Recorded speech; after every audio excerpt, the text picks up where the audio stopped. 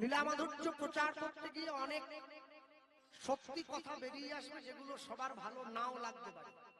কি পড়বে কথা সবার মাঝে, যার কথা তার গায়ে বাজে। আপনি বলে যাবেন, যে যেদিকে নেওয়ার ওঠেই নিয়ে নেবে, তবে সেই কথা দয়া করে কেউ খারাপ মনোভাবে নেবেন না। সকলের চরণ ধরে ক্ষমা প্রার্থী। আমি বলতে গিয়ে বলবো, আজ থেকে 450 বছরেরও বেশি পূর্বে বাঁকুড়া বিষ্ণুপুরের মাটিতে একজন ক্ষত্রিয় বাড়ির ব্রাহ্মণ বাস করত। যে ব্রাহ্মণের নাম ছিল সনাতন দাস। ভগবান গীতায় বললেন, আমি জীবের গুণ আর কর্ম দেখে 4টে বর্ণের সৃষ্টি করেছি। চতুর্বর্ণ ময়া সৃষ্টম গুণ ও কর্ম বিভাগস। ভগবানের মুখ থেকে ব্রাহ্মণ, মুখ থেকে ক্ষত্রিয়, উরু থেকে বৈশ্য, চরণ থেকে শূদ্রের জন্ম হলো। তাহলে ভগবানের পা থেকে শূদ্রের জন্ম হলো। এখন কথা হলো, ভগবানের পা থেকে যারা জন্ম নিয়েছে তারা নাকি ছোট জাত, যেটা নিয়ে আন্দোলন চলছে। ভগবানের পা থেকে জন্মালে বুঝি ছোট হয়? ব্রাহ্মণ যে ঘন্টা, আসতে মন দিয়ে লক্ষ্য রাখুন, কাটার দিকে ছটফট করলে হবে না। ব্রাহ্মণ যে ঘন্টাটা বাজায়, কে বানায়? শূদ্র। বৈশ্য ব্যবসা করার জন্য যে দাড়ি পাল্লা ব্যবহার করে, কে বানায়? শূদ্র। ক্ষত্রিয় যে যুদ্ধ করে বন্দুক নিয়ে, কে বানায়? শূদ্র। চরণ থেকে শূদ্রের জন্ম হয়েছে। বিশ্বকবি রবীন্দ্রনাথ ঠাকুর বললেন, আমি আসিব যাইব তোমার চরণ সেবিব। তোমার মাথা টিপে দেওয়ার জন্য আসবো, কোথাও বলেন। তোমার পেটে হাত গোলাবার জন্য আসবো, কোথাও বলেন। বাড়িতে গুরুদেব এলে কোথায় প্রণাম করেন? গুরুদেবকে চরণে। চরণে দাস হওয়ার জন্য আমরা গড়াগড়ি যাই। চরণ থেকে জন্মালে কোনোদিন ছোট হয় না। মানুষ বড় হয় তার কর্মে। মুচি হইয়া সূচি হয় যদি কৃষ্ণ ভজে, সূচি হইয়া মুচি হয় যদি কৃষ্ণ ত্যাগে। আপনি চাইলে ব্রাহ্মণ হতে পারেন, আপনি চাইলে চণ্ডাল হতে পারেন, সেটা আপনার উপরে। কর্ম তোমার ভালো হলে ভাগ্য তোমার দাসী, হৃদয় তোমার ভালো হলে ঘরেই মথুরা কাশী। আপনি কর্ম ভালো করবেন, কোনোদিনও অসৎ কর্ম করবেন না। সৎ কর্মে স্বর্গবাস, অসৎ কর্মে সর্বনাশ। আপনি স্বর্গ পান কি না পান, বিশ্বাস করুন কি না করুন, একটা কথা পরিষ্কার মনে রাখবেন, সারা জীবন ধরে কেউ যদি আম গাছ লাগায়, মরার সময় গিয়ে সে আম পাবে, উচ্ছে পাবে না। সারা জীবন ধরে কেউ যদি উচ্ছে গাছ লাগায়, মরার সময় গিয়ে সে উচ্ছেই পাবে, আম পাবে না। যার টাকা নেই সে ভগবানকে ডাকছে, ভগবান একটু টাকা দাও, খেয়ে বাঁচি। আর যার টাকা আছে সে টাকা বাথরুমে রেখে দিয়ে জেলে গিয়ে বসে আছে, সে ভগবানকে ডাকছে, আমাকে জেল থেকে ছাড়ি দাও। ভগবান বলে, আমি যাবো কোন দিকে? তোকে দেইনি, তুই ডাকছিস, ওকে দিয়েছি, ও ডাকছে। মাঝখানে গরিব কীর্তন দলগুলো পড়ে গেছে। তা আমরা ভগবানকে বলি, প্রভু তুমি এমন দিও নি যেন না খেয়ে মরতে হয়, আবার এমন দিও না যেন জেলে চলে যেতে হয়। একটু টানে টানে রাখবে, কারণ তুমি আমাকে টানে রাখলে তোমার দিকে টান থাকবে। তুমি যদি টানে না রাখো তোমার দিকে আসতে। সন্দেশখালীর ঘটনা পড়ছেন না খবর? আমি কীর্তনে গিয়েছিলাম কিছুদিন আগে, আমাকে পুলিশ বলছে, কোথায় এসছেন? খবরদার পালিয়ে যান শিগগিরি, তলপি গুটি নিয়ে। হ্যাঁ, যে কোনো মুহূর্তে গুলি চলবে। মানুষের কাছে নিয়ম আছে, 144 ধারা, 144, হাত না তুললে গুলি খেতে হবে। লোক প্রাণের দায়ে হাত তোলে, হরি নামে হাত তোলে না। এতবার করে বলছি একটু হাত তোল। আর যখনই 144 ধারা এসে যায়, যারা ভগবানকে ভালোবাসে তারা হরি নামের আসন দখল করেছে, আর যারা ঘুম ভালোবাসে তারা বাড়িতে গিয়ে বিছানা দখল করেছে। মনে রাখবেন, আজকে কীর্তন শোনার শক্তি আছে, আপনি শুনলেন না, ঘরে গিয়ে শুয়ে পড়লেন। একদিনকে শুনতে চাইবেন কিন্তু শক্তি থাকবে না, সেদিনকে আর আসতে পারবেন না। হ্যাঁ, আজকে আমি চাইছি কিন্তু আমি শুনলাম না, কিন্তু একদিনকে শুনতে চাইবো, আমি শুনতে পারবো না। তাহলে বিষ্ণুপুরে যে ক্ষত্রিয় ব্রাহ্মণ বাস করত, সেই ব্রাহ্মণের নাম ছিল সনাতন দাস। নামটা মনে রাখুন সকলে। সনাতন দাসের স্ত্রীর নাম ছিল শিলাবতী। এই স্বামী স্ত্রী দুজনের সংসার বৈষ্ণব মহাজন লিখছেন কি, বিষ্ণুপুরে ছিল এক, ছিল এক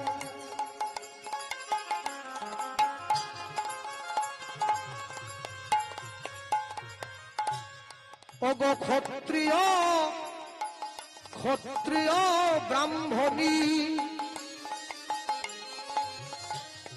দেবদী যে ভক্তি সদাই, সে যে ভক্ত শিরোমণি। ওগো বিষ্ণুপুরে ছিল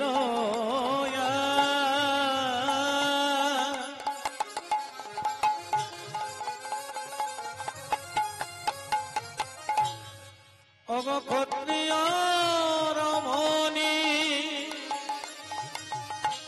দেবদী যে ভক্তি সদাই, ভক্ত শিরোমণি। ওগো দেবদী যে ভক্তি সদাই, ভক্ত শিরোমণি। ওগো দেবদী যে ভক্তি সদাই, ভক্ত শিরোমণি। সদা কৃষ্ণ কৃষ্ণ কৃষ্ণ বলে, সদাই কৃষ্ণ কৃষ্ণ কৃষ্ণ বলে। ওগো ভাসে সদাই নয়ন জলে, সদাই কৃষ্ণ কৃষ্ণ কৃষ্ণ বলে।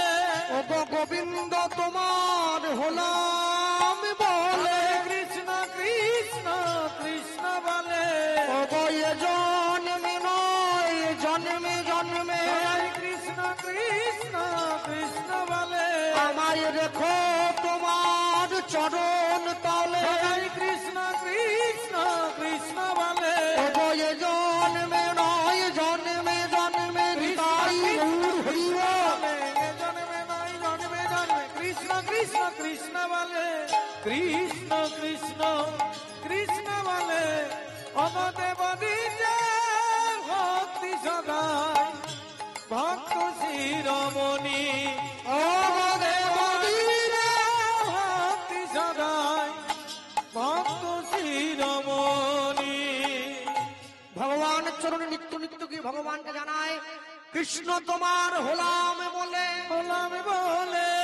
তুমি আমার হলে কিনা জানি না, জানি না, তুমি আমার হবে কি হবে না তাও জানি না, তাও জানি না। তবু আমি শুধু তোমার চরণ ধরে বলবো, আমি তোমার, আমি তোমার, আমি তোমার। আমি তোমার, আমি তোমার। স্বামীর সঙ্গে এক সংসারে থাকতে গিয়ে মা হয়ে গিয়েছিল সন্তান সম্ভবা মা। যেদিন থেকে মাতৃগর্ভে সন্তান এসে গিয়েছে, সেদিন থেকে মা গিয়ে গোবিন্দ চরণের নয়নের জলের পরিমাণটা বাড়িয়ে দিয়েছে। ভগবানকে একটা কথাই বলছে, প্রভু আমার গর্ভ মাঝে যে আছে, ছেলে হোক কিংবা মেয়ে হোক আমি জানি না, তবে আমি শুধু এইটুকু চাই, আমার গর্ভ মাঝে তুমি যাকে পাঠিয়েছ ও যেন মানুষের মতো মানুষ হয়, যেন অমানুষ না হয়। এই যে মায়েরা বসে আছো যারা, তোমাদের এদিকে একটা বিখ্যাত জিনিস পাওয়া যায়, যে জিনিসটার নাম হচ্ছে জয়নগরের মোয়া। জয়নগরটা দক্ষিণ 24 পরগনার মধ্যে পড়েছে। আর এই যে জয়নগরের মোয়াটা দক্ষিণ 24 পরগনায় পাওয়া যায়, এটা সারা বিশ্বে কোথাও পাওয়া যায় না। এজন্যই দক্ষিণ 24 পরগনার সুনামটা এত বেশি। বলো, দক্ষিণ 24 পরগনার মোয়াটা যেভাবে তৈরি করা হয়, আমাদের মেদিনীপুরের লোক কি সেটা করতে পারতো না? পারতো। কিন্তু ভেবে দেখবে, মোয়াটা তৈরি করতে গেলে আগে খই দরকার হয়, খই থেকে মোয়া হয়। খইটাকে চাষ করতে গেলে আগে ধান চাষ করতে হয়, ধান থেকে খই হয়। যে ধানের খই থেকে মোয়াটা তৈরি হয়, সেই ধানটা আমার মেদিনীপুরে হয় না। ওই জন্য এই জেলার মাটি দরকার। এই জেলার মাটি না হলে ওই ধানটা ফলবে না অত সুন্দর। আর ওই ধান যদি না ফলে ওই মোয়াটা তৈরি হবে না। তাহলে মায়েরা যে বসে আছো, তোমরা কি ভাবছো? তোমরা তো চাষবাস তো করো, শুকনো জমিতে গিয়ে কি তোমরা ধানের বীজটা পুঁতে দাও? দাও না তো। আগে জমিটাকে নাঙল দিতে হয়, হাল করতে হয়, কাদা করতে হয়, তারপরে তো বীজটা পুঁততে হয়। তাহলে একটা জমিতে ধানের বীজ পোঁতার জন্য তোমরা এত কিছু কষ্ট করলে, এত পরিশ্রম করলে, মাতৃ গর্ভরূপী জমিতে সন্তান রূপী বীজটা যখন পুঁতেছিলে তার আগে কি কর্ম করেছে? সন্তান রূপী বীজটা গর্ভরূপী জমিতে রোপণ করার আগে গুরু দীক্ষা নিতে হয়, নিয়েছো? স্নান করতে হয়, নতুন কাপড় পরতে হয়, গোবিন্দ চরণে নয়নের জল দিতে হয়, ভগবানকে বলতে হয়, প্রভু আমায় অনুমতি দাও, আমি সৃষ্টি করতে যাচ্ছি, তুমি তো স্রষ্টা, যেন সন্তানটা কৃষ্ণ ভক্ত সন্তান হয়। মনে রাখবে, চোর ছাত্র গুন্ডা বদমাস লোচ্চা লাফাঙ্গা চিটিংবাজের জন্ম সবাই দিতে পারে, সাধুর জন্ম সব মায়েরা দিতে পারবে না। তাহলে তো দেশে সাধু বেড়ে যেত, চোর কমে যেত। দেশে চোর বেড়ে গেছে, সাধু কমে গেছে। বুঝতে হবে, ভক্ত হওয়া বড় শক্ত। পণ্ডিত রয়েছে বসে, গাছের ফল গাছে রয়েছে, বৃন্ত পড়েছে খসে। ভ্রমিতে ভ্রমিতে কোন ভাগ্যবান জীব কোটি কল্প প্রসাদে পায় ভক্তিলতা বীজ, সবাই পাবে না। স্বামীর সঙ্গে এক সংসারে থাকতে গিয়ে আজকে মা সন্তান সম্ভব বা মা হয়ে গিয়েছে, ভগবানের চরণের নয়নের জলটা দিচ্ছে, প্রভু আমার গর্ভ মাঝে ছেলে আছে কি মেয়ে আছে জানি না, তবে ও যেন তোমার সেবা করতে পারে, তুমি এই আশীর্বাদটা করো। ভগবান সব সইতে পারে, দুটো জিনিস পারবে না, একটা হচ্ছে ভক্তের অহংকার, আরেকটা হচ্ছে ভক্তের চোখের জল। ভগবান জীবনে দুবার হাসে, কখন জানো? যখন নার্সিংহোমের বিছানায় রুগী গিয়ে শুয়ে থাকে, ডাক্তার গিয়ে রুগীর সামনে দাঁড়িয়ে বলে, আমি যখন আছি আপনার কোনো চিন্তা নেই, আপনি বাঁচবেন। ভগবান হাসছে, কার দিকে তাকিয়ে? ডাক্তারের দিকে তাকিয়ে। বলে, হ্যাঁ গো ডাক্তার, তুমি যে রুগীকে বাঁচার গ্যারেন্টি দিচ্ছ, তুমি নিজে কতক্ষণ বাঁচবে সে গ্যারেন্টি তোমায় কে দেবে? বলে, না, একটু মনের জোরটা বাড়াচ্ছিলাম আর কি। আমাকে অনেকে ফোন করে বলে, কৃষ্ণবাবু আমাদের গ্রামের লোক সব খ্রিস্টান হয়ে যাচ্ছে, হরি মন্দির তুলসী মন্দির ফন্দির সব ভেঙে দিয়ে সব। কি বলছেন গোরাদা? বলে, হ্যাঁ। কেন? বলে, ওদের থেকে লোক এসে মানুষের ঘরে প্রচার করছে, হাতে তালি দিয়ে নাকি 3 বার যিশুর নাম বললে আঁটু ব্যথা ব্যথা যা আছে সব সেরে যাবে সব। শালা মুশকিল তো, বলতে পারো না তোমরা? করোনায় সব থেকে বেশি মরে গেছে যিশুর দেশের লোক, তোমরা ছিলে কথা। ভারত যদি ভ্যাকসিন না পাঠাতো, দেশ একবারে খালি হয়ে চলে যেত। শ্রবাণ সধর্ম বিগুণ পরধর্ম সনুষ্ঠিতাৎ স্বধর্মে নিধনং শ্রেয় পরধর্ম ভয়াবহ। শোনো, বাঙালি কোনদিন 25শে ডিসেম্বরে কেক কেটে খাবে না, ওটা আমাদের নয়, ওটা খ্রিস্টানদের। বাঙালি কোনদিন 1 জানুয়ারিতে জানোয়ার কেটে খাবে না, ওটা আমাদের নয়, ওটা বিদেশিদের কালচার। যারা আমেরিকার থেকে ইসকনে এসেছে, মায়াপুরে এসে তারা হরে কৃষ্ণ উচ্চারণ করতে পারে, হরে কৃষ্ণ হরে কৃষ্ণ উচ্চারণ হয় না, ঠেকে যায়, বেঁধে যায়। কেন? ওরা ইংরেজিতে কথা বলে, বাংলা কথা না, হরে কৃষ্ণ কষ্ট হয়। দুঃখটা কি জানেন? ওরা বলতে পারে না তবু বলে, আমি বলতে পারি কিন্তু বলি না। হ্যাঁ, ভগবানের চরণে আছাড় খেয়ে পড়ে ভগবানকে নয়নের জলটা দিচ্ছে, আর দরজার বাইরে স্বামী দাঁড়িয়ে শুনছে যে আমার স্ত্রী গোবিন্দকে সেবা দিচ্ছে নিজের চোখের জল দিয়ে। ভগবানকে প্রণাম করে মা যখন উঠে দাঁড়ালো, দরজার বাইরে দাঁড়িয়ে স্বামী দরজায় টোকা দিল, শিলাবতী দরজাটা খোলো, শিলাবতী দরজাটা খোলো। ছুটে গিয়ে দরজাটা খুলে, কি তুমি? হ্যাঁ। তুমি যে এত সুন্দর করে আমার গোবিন্দকে সেবা দাও, আমি তো আগে জানতাম না। হাতটা বাড়িয়ে দিয়েছে, দাও হাতে প্রসাদ দাও। যেই স্বামী হাতটা বাড়িয়ে দিয়েছে, শিলাবতী হাতে প্রসাদটা দিয়েছে। হাতে প্রসাদটা দেওয়ার পরে শিলাবতীর স্বামী বলে উঠল, শোনো, আগামীকাল সকালবেলায় আমি গয়া যুদ্ধে যাত্রা করব না।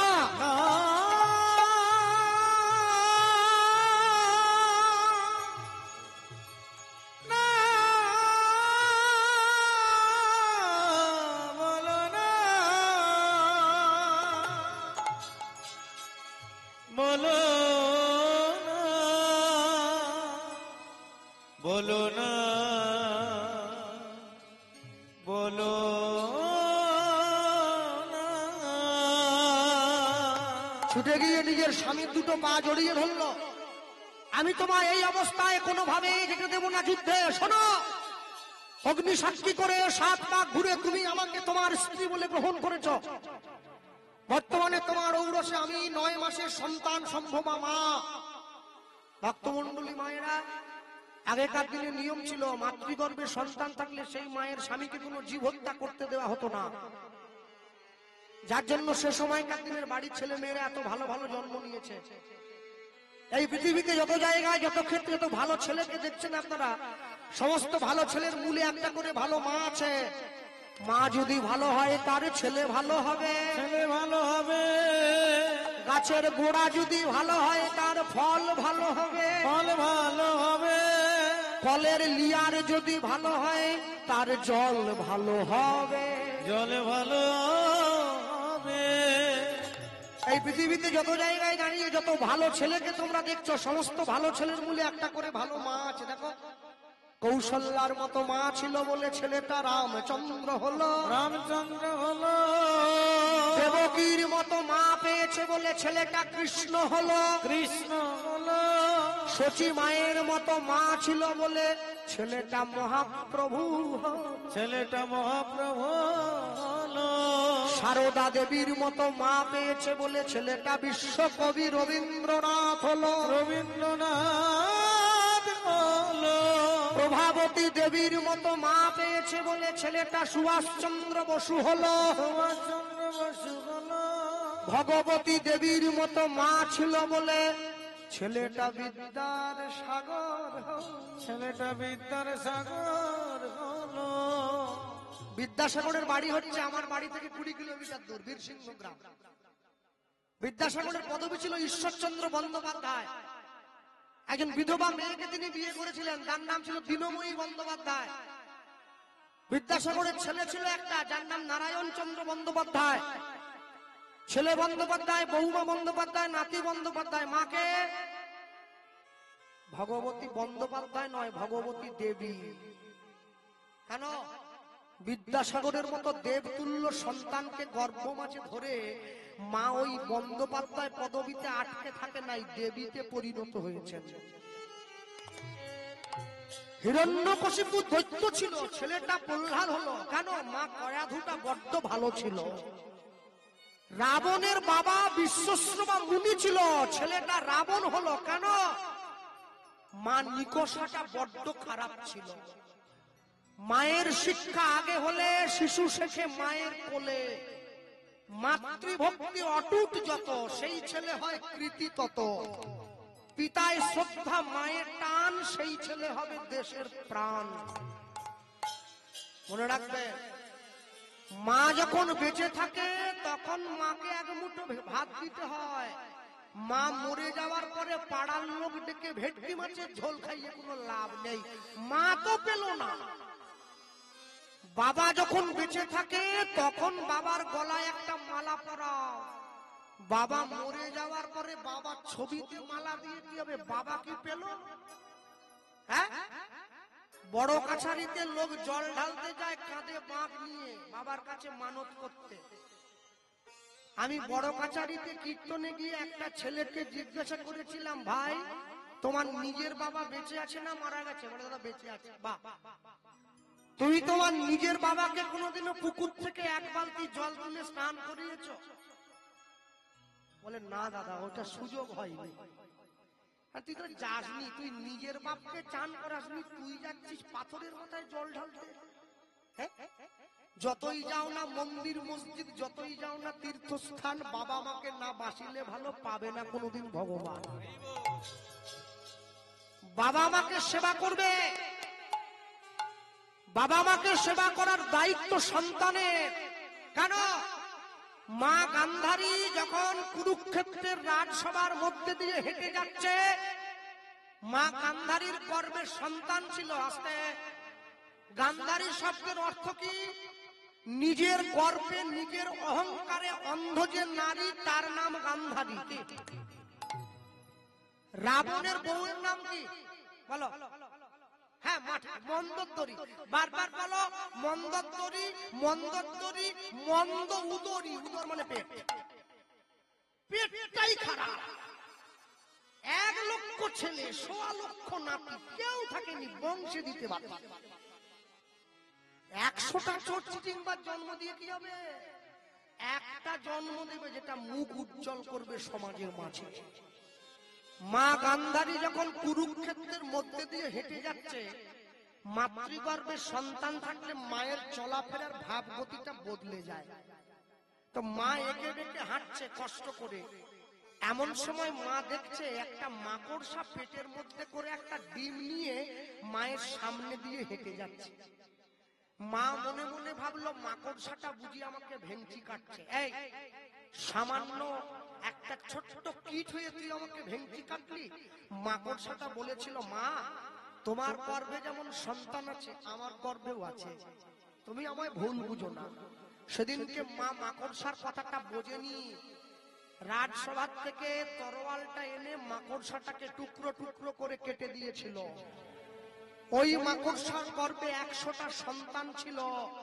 মৃত্যুর আগে ভগবানের চরণে জানিয়ে গিয়েছিল, যেমন করে মা আমার 100 ছেলেকে বিনাশ করলো, একদিন কুরুক্ষেত্রের মাঠে গিয়ে মা গান্ধারীর 100 ছেলে সবাই বিনাশ হয়ে যাবে। কেউ নেই, একটা কেউ নেই, সব মরে গিয়েছে, সব।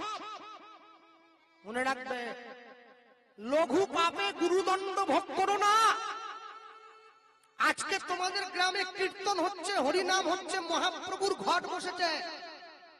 এই গ্রামের মানুষ হরিনাম শুনে হরিনামের কৃপা তখনই পাবে যদি এই গ্রামের মানুষ হরিনাম চলাকালীন তারা সম্পূর্ণ নিরামিষ সেবা করে, তবেই পাবে, না হলে পাবে না।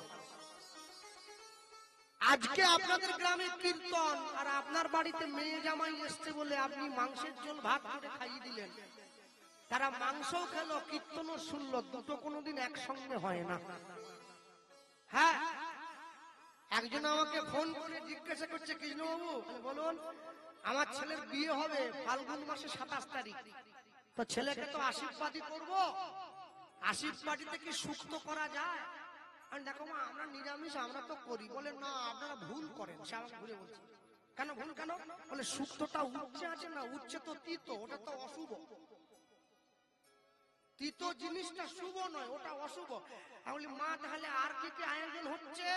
সোনারপুরের খাসি খেলেই মুখে হাসি। খাসি শুভ, উচ্ছে অশুভ, সেটা কি বাঙালি? যে দেশেতে এলো গোরা, বদলে গেল দেশের সব নিয়ম ধারা।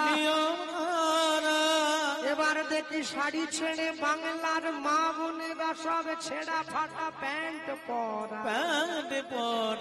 বলো হায় রে হিন্দুর হবে কি, হায় রে হিন্দুর হবে কি? ভক্তমন্ডলী মায়েরা, ভগবানের সম্মুখে দাঁড়িয়ে শিলাবতীর স্বামী শিলাবতীকে ছুঁয়ে কথা দিল, শোনো, আমি তোমায় ছুঁয়ে কথা দিলাম, আমি 7 দিনের মধ্যে যুদ্ধ থেকে ফিরে আসব।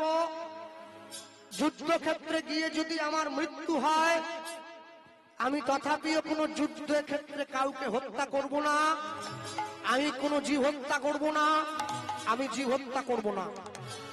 সারা রাত ধরে স্ত্রীকে বুঝিয়ে পরের দিন সকালবেলায় স্বামী যুদ্ধে চলে গেল। 1 2 3 করে 7 দিন অতিবাহিত হইল। অতিবাহিত হইল। অষ্টম দিনের দিন স্বামী ফিরিয়া না আসিল। স্বামী ফিরিয়া নয় আসিল। 1 দিন 2 দিন করে 7 দিন কেটে গেল। 8 দিনের দিন সকালবেলায় মা শিলাবতী অন্ন ব্যঞ্জন রান্না করে গোবিন্দকে সেবা দিয়ে বসে আছে। স্বামী এলে একসঙ্গে প্রসাদ পাবে। সকাল গড়িয়ে দুপুর হলো, দুপুর গড়িয়ে বিকেল হলো, বিকেল গড়িয়ে সন্ধ্যে হয়ে গেল। সন্ধ্যেবেলায় তুলসী তলায় প্রদীপটা নিয়ে মা দিতে যাচ্ছে ভগবানকে প্রদীপ দেখাবার জন্য। সাঁঝের বেলায় তুলসী তলায় প্রদীপ লয়ে হাতে শিলাবতী মনে মনে প্রভুর ছবি আঁকে। হৃদয় গৌর হরি বল। তুলসী তলা প্রদীপ লয়ে হাতে শিলাবতী মনে মনে প্রভুর ছবি আঁকে। সাঁঝের বেলায় তুলসী তলায় প্রদীপ লয়ে হাতে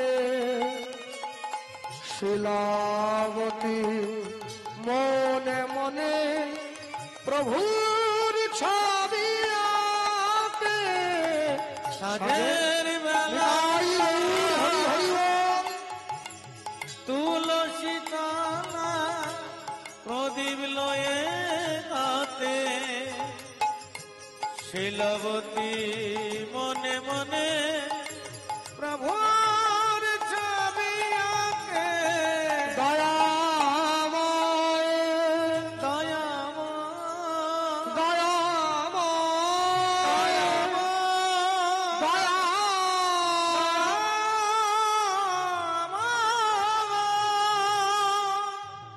সন্ধ্যেবেলায় তুলসী তলায় মা যখন প্রদীপটা নিয়ে দিতে গেল, মায়ের হাত থেকে সন্ধ্যে প্রদীপটা মাটিতে পড়ে গেল।